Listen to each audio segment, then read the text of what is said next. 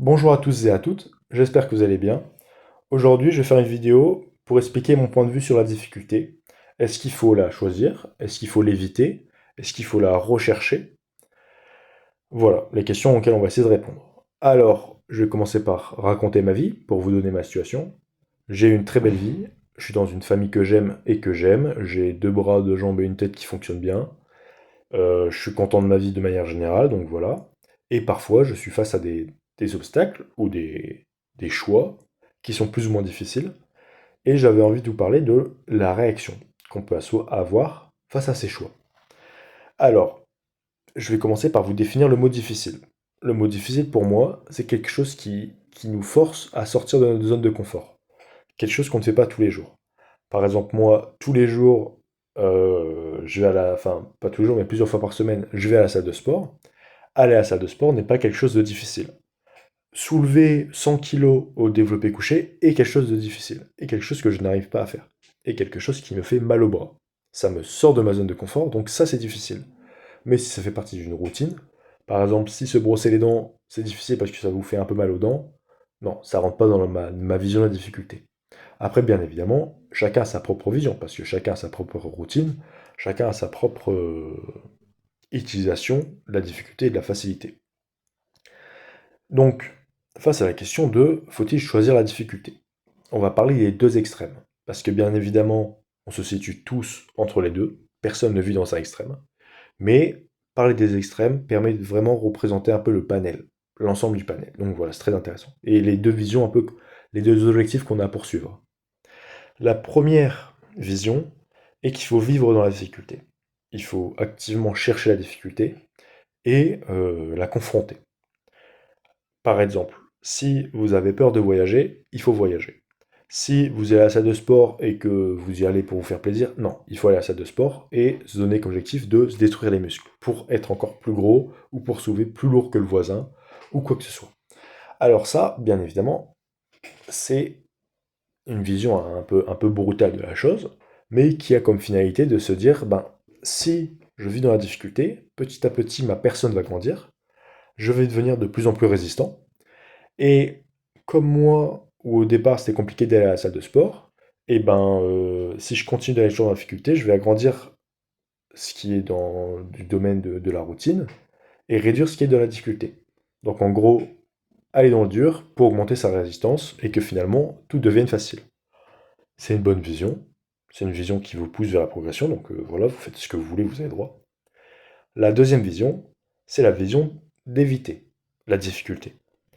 Donc avant de vous moquer d'eux en mode oui c'est des faibles, non, sachez que dans la vie, suivre le mouvement c'est généralement la bonne solution. Que au final la masse massacre le petit peuple. Donc que big fuck small, on dit en anglais. En gros, si vous suivez toujours le mouvement de tout le monde, c'est-à-dire que vous vivez une vie normale et vous, à chaque fois que vous voyez un obstacle, vous faites comme 90% des gens, c'est-à-dire vous passez à côté, vous faites semblant de ne pas le voir ou vous contournez, et ben vous ferez partie de la masse. Et au final, c'est toujours la masse qui a raison.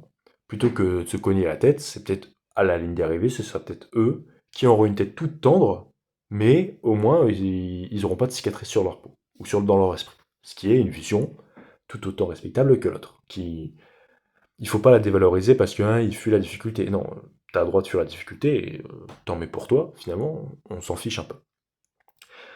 Moi, j'ai une vision un peu compliquée. Parce que je pense que la difficulté, quand on est dans son lit et qu'on glande rien, on se dit ah, j'aimerais tellement vivre dans la difficulté, aller à la salle et tout. Et quand on est à la salle de sport, on se dit ah, j'aimerais tellement choisir la facilité et être dans mon lit. Donc voilà, l'herbe est toujours plus verte ailleurs. Donc j'essaie de rationaliser les deux, de vous expliquer mon point de vue et comment est-ce qu'on peut un peu utiliser les deux. Parce que bien évidemment, je vous présente des extrêmes, mais avoir une troisième voie qui s'ouvre à nous, une voie du milieu, c'est bien. Donc pour moi, la vie est un long fleuve tranquille, et parfois il y a des vents ou des coulées de boue qui dévient sa trajectoire. Donc vous faites votre vie, c'est le petit feu, donc vous suivez le courant, et il y a un changement de direction. Ce n'est pas de la difficulté. Si demain vous déménagez, vous n'avez plus d'amis, c'est compliqué de vous faire des rencontres, mais ce n'est pas de la difficulté, c'est juste votre routine qui a changé. Vous voyez, est-ce que vous comprenez un peu la différence? Être difficile, la difficulté, c'est un peu des objectifs qu'on s'impose pour aller dans une certaine direction. Par exemple, je veux être beau, et ben on va se forcer, on va se donner comme objectif d'être beau et on va se forcer d'aller à la salle. Alors que si vous êtes né beau, et ben c'est pas une difficulté, c'est juste vous suivez le courant. Donc pour reprendre, dans la vie, parfois il y a des vents ou ou des coulées de boue qui dévient un peu le cours de votre fleuve, et c'est pas grave, tout à fait normal. Mais parfois, vous voulez des choses qui sont hors chemin. Par exemple, dans la vie, généralement, à 18 ans, t'as ton bac, à 23 ans, t'as fini tes études, à 30 ans, t'as ton premier enfant, à 45 ans, 50 ans, t'as payé ta maison, à 70 ans, t'es à l'iPad, et à 100 ans, tu profites de tes arrière-petits-enfants et tu les gaves de gâteaux. Voilà, c'est un peu la vision du fleuve. Encore une fois, c'est une vision très globale, il peut y avoir des coulées de boue de partout, mais c'est un peu le chemin. Si à un moment, à 20 ans, vous êtes là, vous faites vos études parce que vous suivez le mouvement, ou vous avez commencé votre dans une entreprise parce que vous suivez le mouvement, et que vous avez envie de créer votre entreprise. C'est-à-dire, il faut sortir du lit, il faut sortir du lit de la rivière pour faire ça, parce que c'est pas tracé. Si dans votre famille, tout le monde est auto-entrepreneur depuis des générations, et que c'est inscrit pas dans vos gènes, mais dans votre éducation d'être auto-entrepreneur, ce sera pas de la difficulté, ce sera dans le lit de la rivière. Mais si vous êtes tous ouvriers et que vous voulez être auto-entrepreneur, ben ce sera un choix. Donc ce choix, il faut le travailler à la force du bras. C'est-à-dire, vous allez vous créer votre propre chemin, donc vous allez y aller au bras. Objectif difficile. Et c'est bien de mettre des objectifs difficiles, ça permet au bras d'un peu de savoir dans quelle direction il va et pas de creuser à l'aveugle en espérant qu'on va pas inonder tout le champ. Donc c'est bien. Si vous avez un objectif comme ça, ben allez-y, ne fuyez pas la difficulté, il n'y a pas de honte si vous voulez être auto-entrepreneur, sortez les bras, creusez votre propre chemin et essayez de forcer un peu le cours de votre vie, le cours d'eau, le cours du fleuve, pour aller dans la direction qui vous va. Il n'y a pas de souci. Après, vous pouvez très bien vous dire, ah, ça ne vaut pas la peine de me forcer à creuser pour être auto-entrepreneur, je vais juste suivre le courant.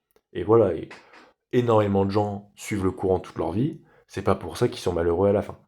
Quand je dis suivre le courant, généralement, tout le monde se pense unique et tout le monde veut être le plus beau, le meilleur. Euh, Peu de gens finissent patron de leur boîte ou à travailler pour eux, à vivre avec la personne qui dans la maison qu'ils veulent, etc. Non, tu suis un peu ce que tu fais face. Et une autre façon d'atteindre ces objectifs, c'est de faire pencher un peu le cours d'eau à droite. Je vais vous expliquer. Là, ça faut un peu visualiser le truc, mais voilà.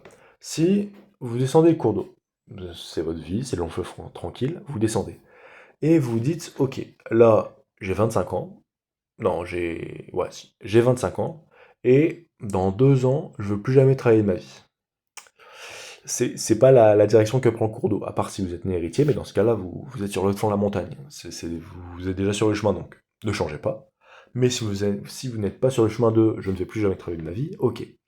Vous vous fixez un objectif difficile. Allez-y au bras. Foncez dans la difficulté, parce que vous voulez changer le cours d'eau, il va falloir vous donner les moyens.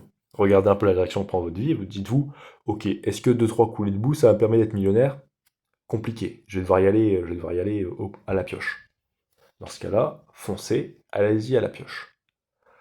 Si vous avez l'objectif bien plus moins ambitieux, attention, c'est pas une critique d'être moins ambitieux. Personnellement, je n'ai pas comme objectif d'être millionnaire avant 25 ans, donc voilà, c'est des choses qui sont bien différentes, et la façon de penser peut évoluer aussi. Dans ce cas-là, on peut quand même faire pencher à droite.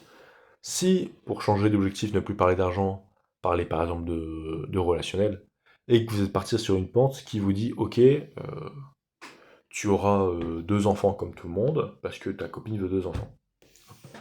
Et tu es très bien avec elle et tu fais ta vie. Et vous dites, ok, mais j'ai envie d'avoir 50 enfants. Donc, je vais devoir changer la trajectoire de mon cours d'eau parce que ma copine ne veut pas. Et bien, vous pouvez pencher à droite, c'est-à-dire, le travail du bras, c'est quelque chose qui va un peu à contre-courant. D'accord? Alors que pencher à droite, c'est tracer un sillot qui diffère légèrement. C'est-à-dire que vous allez petit à petit tourner le cours d'eau sans non plus faire de grands changements. Vous n'allez pas commencer à creuser à contre-courant, mais vous allez juste faire pencher un peu la balance d'un côté. Et peut-être que faire pencher la balance d'un côté, ce n'est pas de la difficulté, il faut que ça reste dans le cadre de la routine. Ça permet à la fin d'atteindre la rivière des, bah finalement vous en avez eu longtemps discuté avec votre copine, vous vous êtes renseigné, vous avez réussi à trouver des arguments qu'il fallait, etc. Et ben vous avez fini avec 5 enfants, tant mieux. Alors que si vous n'aviez pas fait de recherche, pas fait d'arguments, ni rien, vous auriez fini avec 2. Et ben tu n'as pas non plus forcé sur le... Tu n'as pas forcé à contre-courant, tu n'as pas pris la pioche pour te créer ton propre chemin, mais tu as juste un peu penché sur la droite. Et pencher sur la droite, pencher sur la droite, pencher sur la droite, ça permet de prendre un virage à la fin. Et c'est ça en fait que j'ai envie de vous dire. Faut-il choisir la difficulté? Tout dépend du cours d'eau que vous avez. Si le fleuve, le lit de la rivière que vous allez suivre vous plaît, et vous voulez juste changer deux, trois trucs, et ben vous avez tout à fait la possibilité de parfois pencher un peu à droite, parfois pencher un peu à gauche, et au final, bah, de plus ou moins cocher toutes les cases que vous souhaitez, et arriver à la fin au bas de la montagne, et être très content avec le chemin parcouru. Au contraire, si vous n'êtes pas du tout d'accord avec le chemin qui est suivi, et vous avez des objectifs bien différents, par exemple, millionnaire à 25 ans alors que vous êtes né dans une famille pauvre, et ben dans ce cas-là, prenez la pioche. Et n'ayez pas peur de faire des choix difficiles. Tout dépend en fait de ce que vous voulez à l'arrivée. Mais, encore une fois, c'est bénéfice-risque. Est-ce que les bénéfices que je retirerai à être millionnaire à 25 ans valent de prendre ma pioche et de creuser dans ma propre direction? Parce que je ne sais pas toujours où je pioche. C'est le principe. On connaît que le lit de la rivière, et encore, on ne connaît pas les coulées de boue. Donc voilà. Mais c'est un peu ma vision face à la difficulté. C'est que je pense qu'il ne faut pas voir ça comme de la difficulté. Encore une fois, si vous êtes né unijambiste dans un pays en guerre, je pense que votre vision de la difficulté est bien plus élevée que moi parce que vous vivez dans la difficulté. Moi, j'ai cette chance, c'est que je vis dans un long fleuve tranquille. Et ben, si vous voulez faire des changements de direction à 90 degrés, il va falloir opter pour la difficulté. Alors que si vous voulez pas faire de changement de direction à 90 degrés, mais à 10 degrés, ben vous pouvez juste pencher un peu plus sur la droite, sans non plus considérer ça comme de la difficulté. Donc voilà, pour moi, c'est pas une question d'affronter ou de fuir la difficulté, mais il faut la choisir, et il faut la placer au bon endroit. Et je pense que si vous la placez au bon endroit, vous ne verrez pas ça comme de la difficulté. Si moi demain je vais être millionnaire avant 25 ans, et que je travaille, franchement, c'est pas facile. Mais je suis mon objectif. Ce sera pas difficile, ce sera juste ma routine qui s'est élargie pour atteindre cet objectif. Vous voyez ce que je veux dire? En gros, si je me suis dit, je vais être millionnaire avant 25 ans, et pour ça, il va falloir que je crée une boîte et que je fasse 50 000 trucs et je trouve 50 000 partenaires et que je fasse 50 000, bref. Et vous faites toutes ces choses-là. Je dis pas que c'est pas difficile. Je dis que la façon de voir les choses, c'était de pas voir ça comme de la difficulté, mais de voir ça comme vous avec la pioche qui avancez. Et c'est une façon beaucoup plus sympa de voir les choses, je pense. Et encore une fois, aucune honte si vous ne prenez jamais de pioche de votre vie. Même vous pouvez jamais pencher un peu à droite ou pencher un peu à gauche de votre vie. Il n'y a aucune honte à ça. Ce qui compte, c'est que vous ayez un chemin et que au bas à la fin du fleuve, quand vous vous jetez dans l'océan, vous vous dites, franchement, mon chemin, il est sympa, tu vois. Genre, si je devais le refaire, bien évidemment, je pencherais parfois un peu plus à gauche, parfois un peu plus à droite, mais pas peu fier de mon choix. Voilà. Petite vidéo sur ça. Sur ce, je vous souhaite une bonne journée. À la prochaine. Bye.